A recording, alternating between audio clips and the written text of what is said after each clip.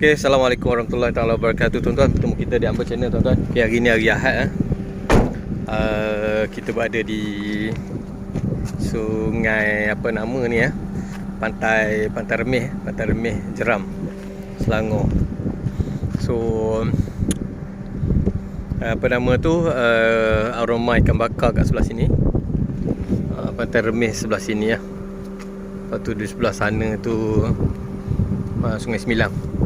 Okay, hari ni ombak dia tak ada. So dia punya air surut.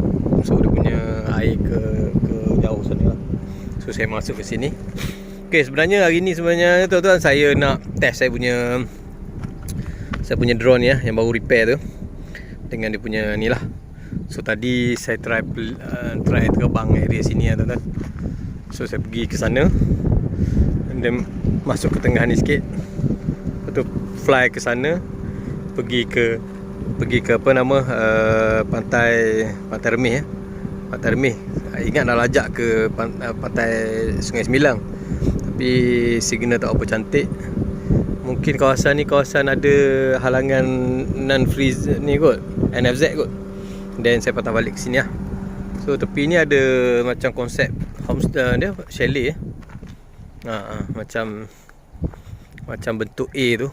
Cantik lah kawasan ni, boleh lah untuk apa nama tu, untuk sewa boleh kontak sini lah. Dia tulis sini cabin, tapi sebenarnya bukan cabin ni, dia macam rumah cantik macam tu kan. Betul-betul tepi pantai ni. Tu dia ada jambatan ni, dia pergi ke bawah. Tapi kalau masa sekarang tak sesuai, tak cantik lah. Tapi kalau malam-malam tu maybe suasana pantai tu ada lah. Okay tuan-tuan, nanti balik rumah nanti kita tengok kita punya result daripada drone yang saya fly tadi. Okay, so far okey lah.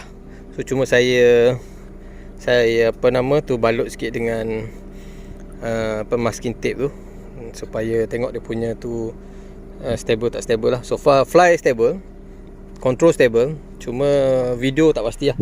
Nanti kita tengok rumah. Okay,